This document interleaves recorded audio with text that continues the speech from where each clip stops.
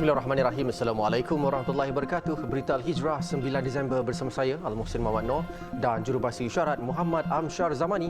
Tajuk utama malam ini. Jangan kongsi maklumat palsu berkaitan kematian Zain Ryan.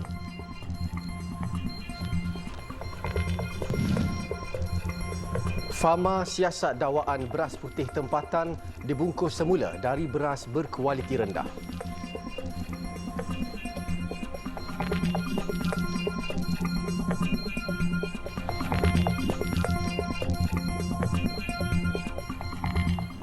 Peniaga makanan laut di tepian Tebrau, Johor Bahru dikenakan kompaun RM1,500 selepas tular menjual makanan dengan harga yang terlalu mahal. Timbalan Menteri Perdagangan Dalam Negeri dan Kos Sara Hidup KPDN Fauziah Saleh berkata kompaun tersebut dikenakan selepas pihaknya melengkapkan 2 kertas siasatan terhadap peniaga terbabit. Menurutnya, peniaga terbabit dikenakan kompaun iaitu RM500 bagi kesalahan tidak meletakkan tanda harga dan RM1,000 kerana didapati berlaku pencatutan. Beliau bagaimanapun menegaskan tindakan tersebut tidak bertujuan sebagai hukuman kepada pesalah, sebaliknya sebagai pengajaran kepada semua pihak. Hukuman ni bukan untuk apa orang kata nak bagi dia tutup kedai lah. Hukuman ni lebih kepada memberi kesedaran. Kita nak beri kesedaran kepada peniaga, kita nak beri kesedaran juga kepada pengguna.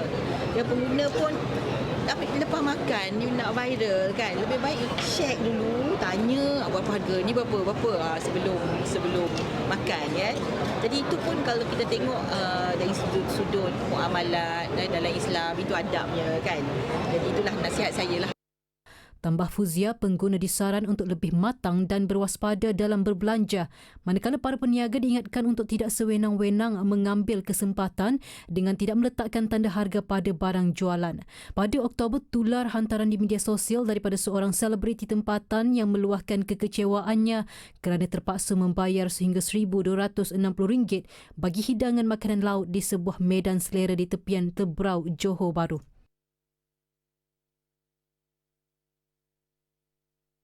Lembaga Pemasaran Pertanian Persekutuan FAMA akan menyiasat dakwaan beras putih tempatan jenama jati yang diedarnya dibungkus mula dari beras berkualiti rendah. Pengerusinya Aminuddin Zulkifli berkata setakat ini dakwaan itu belum sahih dan pengguna mungkin keliru dengan tarikh tamat tempoh 6 bulan beras yang dibeli. Saya kalau ada aduan tu, kita menganalisa atau menerima aduan tu dan membuat siasatan terhadap aduan tersebut. Okey, kalau benar ianya akan dah tentulah di sana ada agensi-agensi penguatkuasaan dan surely akan step in. Okey, kalau ingat dulu isu percampuran antara beras tempatan dengan beras import. Okey. So pihak berkuasa dah menguruskan perkara itu. Kemudian kalau yang ini saya rasa barulah dari segi kualiti. Menurut Aminuddin, selepas tamat tarikh tempoh, beras akan bertukar warna dan faktor itu mungkin menyebabkan pengguna mendakwa kualiti beras terbabit adalah rendah. Namun katanya setakat ini beras putih tempatan jenama jati yang diedar FAMA berkualiti. Ujar beliau, FAMA bagaimanapun tidak akan menolak sebarang aduan pengguna dan akan menyelesaikan segera isu itu jika didapati benar. Mengulas mengenai bekalan beras pula katanya setakat ini mencukupi dan FAMA sebagai ejen pengedar yang dilantik memastikan stok makanan ruji itu dihantar ke semua outlet, kedai serta kedai runcit melalui FAMA sendiri. Aminuddin berkata demikian kepada TV Al-Hijrah selepas merasmikan program keterjaminan makanan bersepadu di Ipoh. Beliau mengulas dakwaan pengguna bahawa beras jenama jati yang dibeli adalah beras murah yang telah ditukar plastik. Pengguna terbabit mendakwa beras jenama jati berharga RM26 yang dibelinya itu cepat basi dan tidak seperti sebelumnya.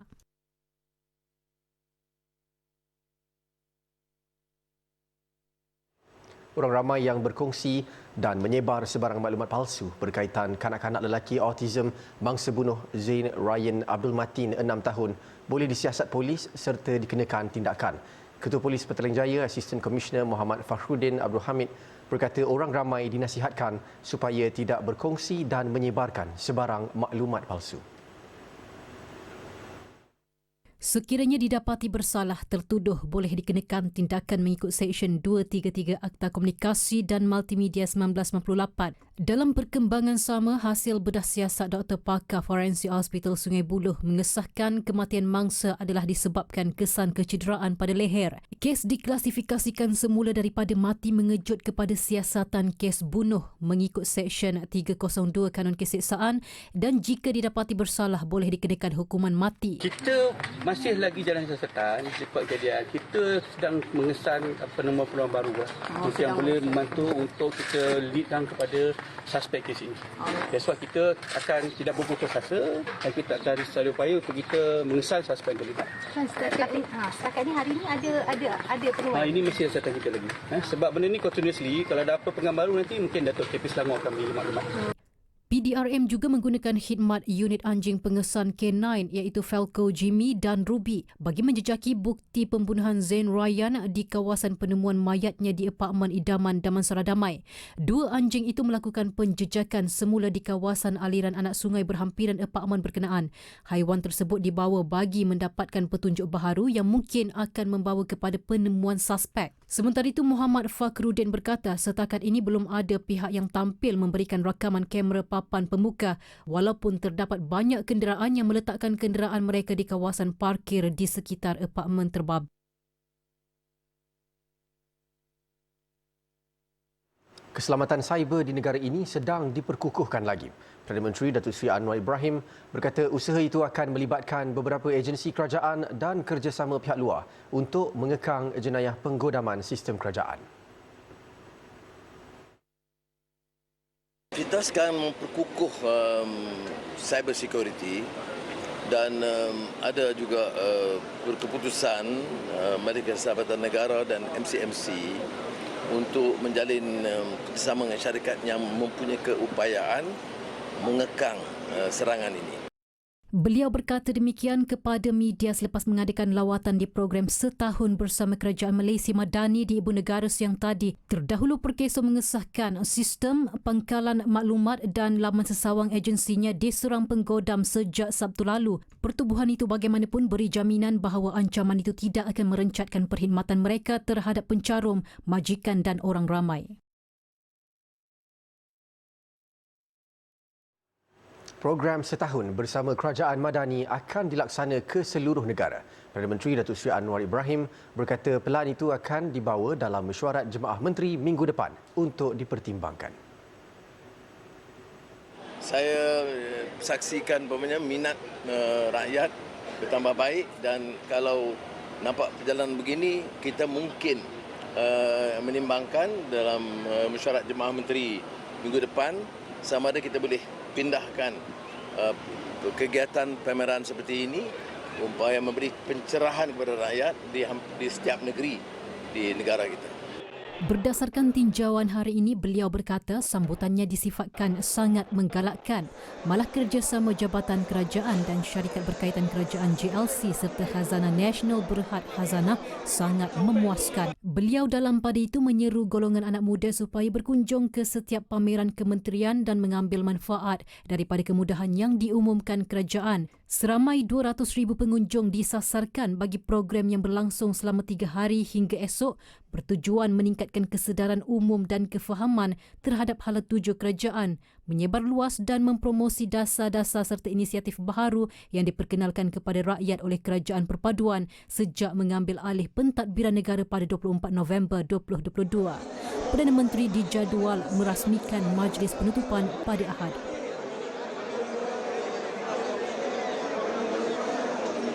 Seorang rentung manakala 2 cedera selepas van yang dinaiki terbakar dalam kemalangan dengan sebuah lori di kilometer 198.4 Lebuh Raya Utara Selatan Plus arah utara dekat Bagan Serai pagi tadi.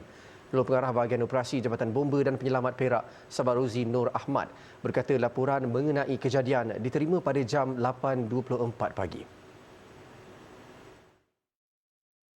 Sejurus pasukan bomba tiba di lokasi kejadian. Mereka mendapati kemalangan melibatkan sebuah lori dan van yang terbakar. 3 mangsa cedera termasuk seorang yang rentung telah dihantar ke hospital oleh ambulans Kementerian Kesihatan.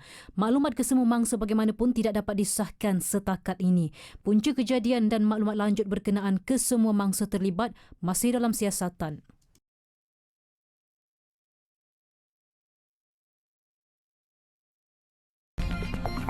Selepas ini, Joe Biden minta Kongres lulus penjualan 45,000 peluru kereta kebal Merkava.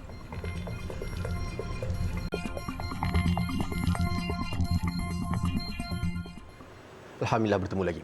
Pentadbiran Presiden Joe Biden meminta Kongres meluluskan lagi penjualan 45,000 peluru kereta kebal Merkava untuk kegunaan Israel dalam serangannya terhadap Hamas di Gaza. Perkara itu dimaklumkan seorang pegawai dan bekas pegawai Amerika Syarikat AS. Permintaan itu dibuat walaupun kebimbangan semakin meningkat mengenai penggunaan senjata Amerika dalam perang yang sudah membunuh lebih 17,000 orang awam di Palestin.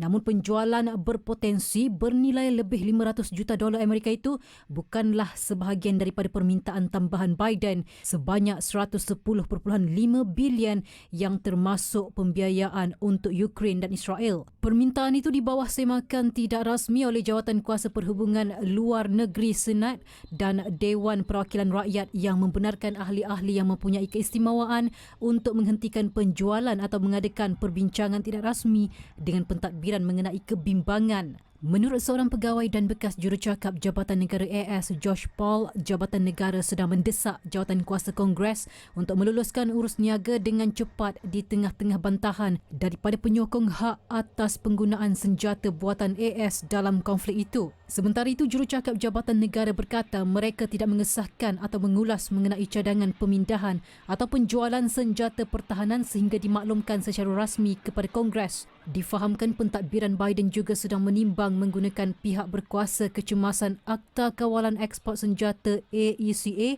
untuk membenarkan sebahagian daripada peralatan senjata 13,000 daripada 45,000 peluru memintas jawatan kuasa dan tempoh semakan walaupun keputusan muktamad masih belum dibuat.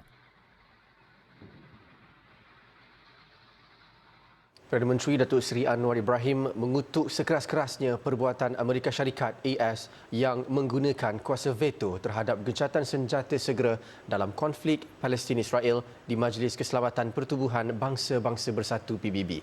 Tegasnya, tiada asas untuk mana-mana negara menafikan jeda keamanan dan menggagalkan proses itu.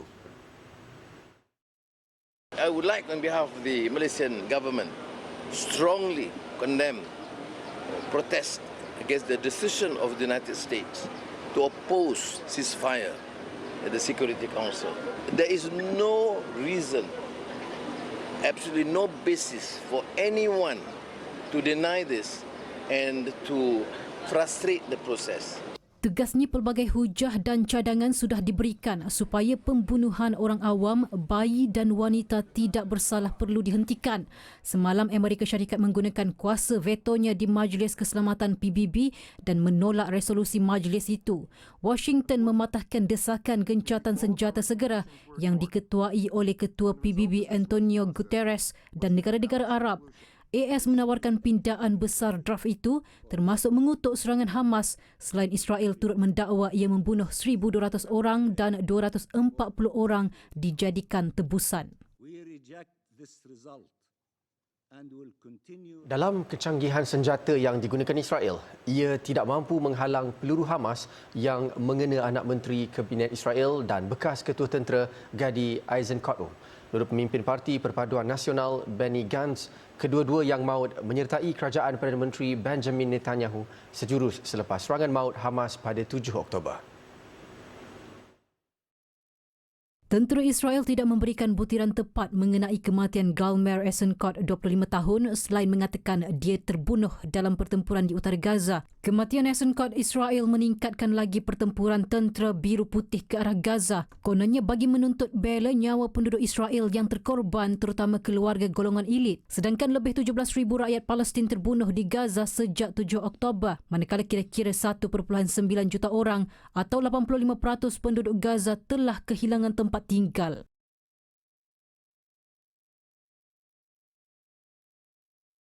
Seorang pemuda Palestin berusia 22 tahun menceritakan pengalaman buruknya kepada BBC ketika dia ditahan bersama puluhan tahanan yang lain oleh IDF. Dia terpaksa duduk di atas jalan selama berjam-jam, digari dan ditutup mata sebelum dihalau.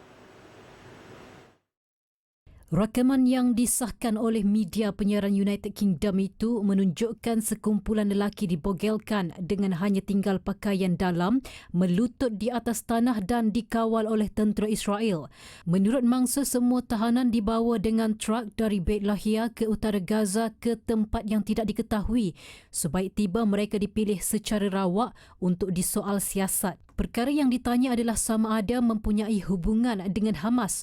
Lelaki itu berkata tempat dia, bapa, abang dan 5 sepupunya dibawa adalah berpasir dan mereka ditinggalkan di sana dalam keadaan hampir telanjang tetapi diberi selimut pada waktu malam. Selepas disoal siasat, dia berkata kemudian mereka dibawa ke lokasi lain sebelum disuruh pulang kira-kira 1:40 pagi. Tentera Israel membiarkan mereka berkaki ayam berjalan di dalam gelap di jalan yang penuh dengan batu dan kaca.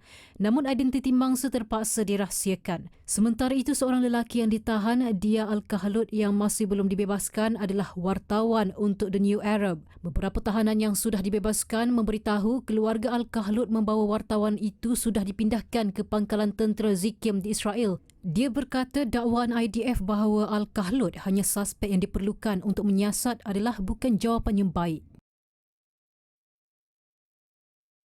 Kemusnahan akibat serangan berterusan Israel ke atas Gaza disifatkan setanding kemusnahan bandar-bandar di Jerman ketika Perang Dunia Kedua. Ia dinyatakan Ketua Dasar Luar Kesatuan Eropah EU, Josep Borrell. Beliau menyifatkan kempen pengeboman Israel ke atas wilayah terkepung Palestin itu antara paling sengit dalam sejarah dan mengecam tahap kemusnahan sebagai setanding jika tidak lebih tinggi dengan tahap kemusnahan bandar-bandar Jerman ketika Perang Dunia Kedua. Sehubungan itu, Borrell berharap Eropah akan mengambil langkah menghentikan keganasan terhadap rakyat Palestin di kawasan yang diduduki. Beliau memberi amaran lonjakan keganasan baru-baru ini telah membenarkan peluasan pendudukan Israel kini 4 kali ganda lebih besar daripada 30 tahun lalu apabila perjanjian Oslo ditandatangani.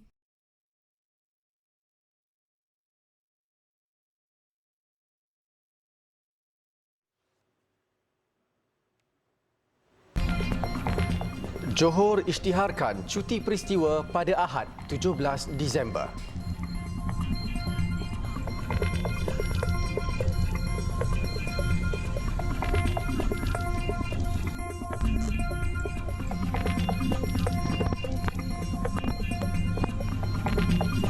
Dan 40 masjid di Sepang, Selangor akan menerima perkhidmatan pembersihan karpet secara percuma. Usaha murni itu bertujuan memberi keselesaan kepada jemaah untuk menunaikan ibadah dalam keadaan bersih dan suci di masjid dan surau di Sepang. Program yang julung kali diadakan itu hasil kerjasama Pejabat Ahli Parlimen Sepang, Syarikat Ziyad Karpet Spa dan Kaca Malaysia. Ahli Parlimen Sepang yang juga Timbalan Menteri Pembangunan Wanita, Keluarga dan Masyarakat Datuk Aiman Atirah Sabu berkata, kos mencuci karpet ruangan solat kebiasaannya menelan belanja yang tinggi dan melalui bantuan yang disalurkan, ia mengurangkan beban kos kepada pengurusan masjid dan surau. Kita ilhamkan daripada Ramadan tahun ini, baru-baru ini, untuk kita memberikan satu khidmat kepada masyarakat kita yang ada di seluruh Sepang. Yang saya lihat kebanyakan masjid dan surau ini perlu dibantu daripada sudut memberikan kebersihan. Jadi saya telah pun mengajak Ziyad Karpet Spa dan juga Kaca untuk bekerjasama dalam memberikan khidmat yang terbaik kepada ahli jemaah kita yang ada di seluruh Sepang lah, insya-Allah. Datuk Aiman berkata program seperti itu diharap dapat disebar luas di lain-lain daerah di Selangor serta seluruh negara.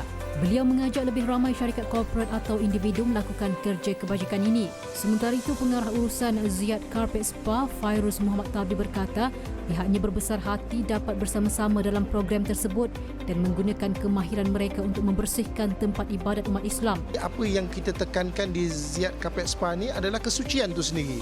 Ya, sebab ia melibatkan ibadah dan sebagainya. Sebab sebahagian orang dia menganggap sesuatu tu dah bersih, tapi kita of course sebagai umat Islam kan, bersih dan suci itu sebenarnya jauh berbeza. Hari ini program pembersihan karpet secara percuma itu dibuat di Masjid Raja Haji Fisabilillah di Cyberjaya.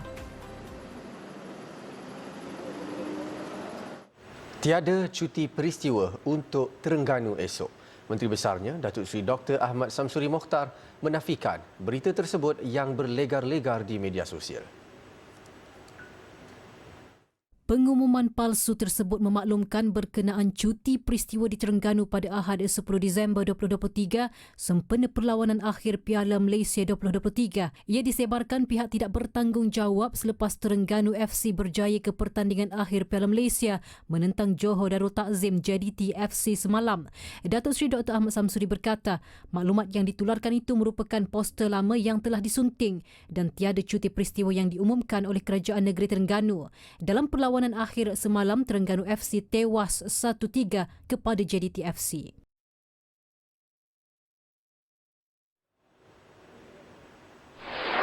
Sementara Johor mengisytiharkan cuti peristiwa pada Ahad 17 Disember 2023. Setiausaha Kerajaan Johor Tan Sri Dr. Azmi Rohani berkata, cuti khas itu bagi meraihkan kejayaan gemilang pasukan bola sepak Johor Darul Takzim JDT serta penghargaan kerajaan negeri kepada pihak terlibat dan rakyat Johor.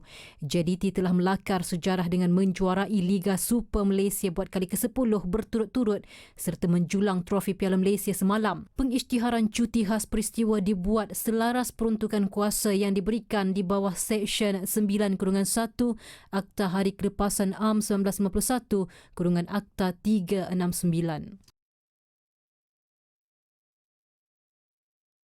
Kadar kesuburan negara menurun secara mendadak dan kini pada tahap paling rendah pernah dicatat dalam negara. Menteri Pembangunan Wanita, Keluarga dan Masyarakat, Datuk Seri Nancy Shukri berkata pada 2022, bilangan anak bagi seorang wanita hanya 1.6 orang berbanding 6.7 orang pada 1957.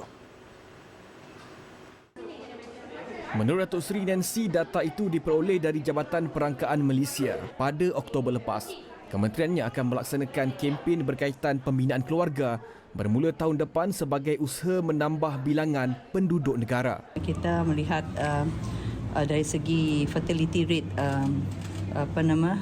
kadar kesuburan kita amat banyak menurun. Bukannya Sarawak saja tetapi seluruh Malaysia ini, dan berbanding dengan negara-negara lain juga macam Singapura 1.1%, kita 1.7%. Jadi ini perlu dipertingkatkan. Jadi bagi saya mengharapkanlah insya-Allah dengan adanya kita menganjur program seperti ini, mudah-mudahanlah bertambah ramai terutama sekali penduduk kita di negeri Sarawak ini dan Sarawak dan juga terusnya Malaysia. Beliau berkata demikian ketika ditemui media selepas merasmikan program Majlis Akad Semara Ummah 2023 di Masjid Darul Hana Kuching hari ini. Sebanyak 30 pasangan terlibat dalam program ini dan Datuk Seri Nancy berkata ia wajar diperluaskan bagi memudahkan urusan perkahwinan dan menggalakkan pembangunan institusi kekeluargaan.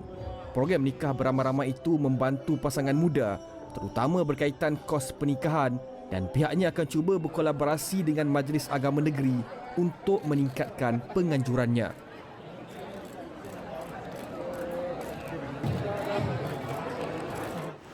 Laporan itu mengakhiri berita Al-Hijrah malam ini. Saya Al-Muhsin Muhammad Noor dan Jurubahasa Isyarat Muhammad Amshar Zamani. Setahun Malaysia Madani, inisiatif jualan menu rahmah merupakan jenama popular di bawah payung rahmah. Harga jualan makanan sesuai untuk semua peringkat dan marilah beramai-ramai ke pekarangan Stadium Nasional Bukit Jalil. Pengunjung berpeluang membeli barang keperluan harian mereka di rerurai jualan Mega Madani dan jualan rahmah selain membuat bayaran saman trafik di kaunter disediakan. Satukan ummah dengan ilmu bagi memperkasa Malaysia Madani. Assalamualaikum warahmatullahi wabarakatuh dan selamat malam.